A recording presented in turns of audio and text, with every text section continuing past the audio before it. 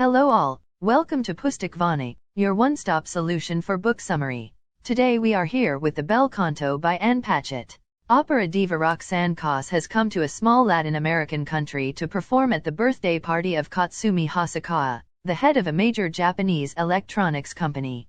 Officials of this Latin American company have wooed Hosokawa to the home of the country's vice president with the promise of Koss's performance. They hope that their hospitality will prompt Hosokawa to agree to build a factory in the country. But Hosokawa has no interest in building a factory. He has only come because he loves opera and loves Koss's voice. As soon as Koss has finished her last song, all of the lights go out in the vice president's home.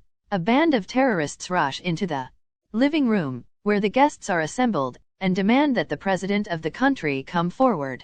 It turns out that the president is not at the party. He has stayed home to watch a popular soap opera on television. Thwarted in their original intentions and lacking a fallback plan, the terrorists begin a standoff with the government.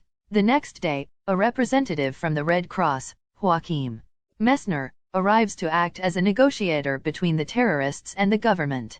The terrorists agree that in return for supplies they will release the workers, the sick, and the women.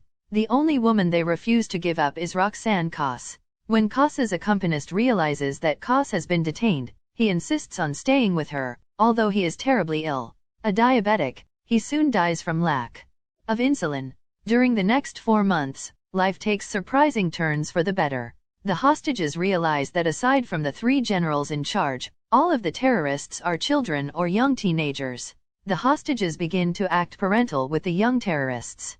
They also discover that 2 of the terrorists are girls. Because the hostages and terrorists speak many different languages, they rely on Gen Watanabe, Hosokawa's translator, to translate for them. He is kept very busy translating various conversations.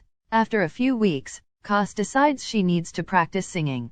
It turns out that one of the hostages, a hard-working executive in Hosokawa's company, is an excellent pianist. He and Koss begin to practice together every day. The beauty of Koss's singing makes the hostages and terrorists feel almost lucky to be trapped. As the weeks and months stretch on, most of the hostages and the terrorists begin to enjoy their lives. 2 love affairs blossom. One is between Hosokawa and Koss, and another is between Watanabe, Hosokawa's translator, and one of the female terrorists, Carmen. This second love affair begins when Carmen asks Watanabe to teach her how to read and write. Watanabe agrees and meets Carmen in secret at night in a china closet. No one else knows about their lessons or their love. Other close relationships form. General Benjamin, the leader of the terrorists, begins to play chess with Hosokawa, and the vice president of the country, Ruben Iglesias, becomes increasingly fond of Ishmael, one of the young terrorists. Iglesias even envisions adopting him. After several months, a persistent fog lifts. One morning, Caesar, one of the young terrorists, starts to sing. Everyone is amazed at how gifted he is. Koss begins to give him singing lessons. Around the same time, the generals begin to allow the hostages outside to enjoy the yard. There they run around, play soccer, and garden. A French ambassador, Simon Thibault, is deeply in love with his wife, and longs for the hostage crisis to end. He is the only one who feels this way. The rest of the hostages and the terrorists grow happier and happier. They no longer fear one another. They fear what will happen when their captivity ends. Messner, the Red Cross representative, continues to be the sole outsider to visit the mansion. He, too, grows fond of the terrorists. The terrorists try to forget about what will happen to them in the end, but Messner tries to convince them to surrender. He tells them repeatedly that there is no other hope, but they refuse to listen, since they know that surrendering will mean imprisonment and, most likely, death. After 4 months have passed, government troops storm the mansion and kill all the terrorists, including Carmen.